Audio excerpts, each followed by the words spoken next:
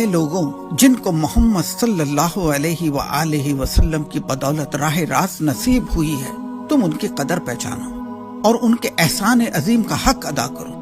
تم جہالت کی تاریکیوں میں بھٹک رہے تھے، اس شخص نے تمہیں علم کی روشنی دی۔ تم اخلاق کی پستیوں میں گرے ہوئے تھے، اس شخص نے تمہیں اٹھایا اور اس قابل بنایا کہ آج محسود خلائق بنے ہوئے ہو۔ تم وحشت اور حیوانیت میں مبتلا تھے، اس شخص نے تم کو بہترین انسانی تہذیب سے آراستہ کیا۔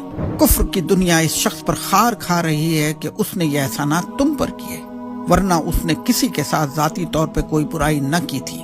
اس لیے اب تمہاری احسان شناسی کا لازمی تقاضا یہ ہے کہ جتنا بغض وہ اس خیر مجسم صلی اللہ علیہ وآلہ وسلم کے خلاف رکھتے ہیں، اسی قدر بلکہ اس سے زیادہ محبت تم اس سے رکھو۔ جتنی وہ اس سے نفرت کرتے ہیں، اتنے ہی بلکہ اس سے زیادہ تم اس کے گرویدہ ہو جاؤ۔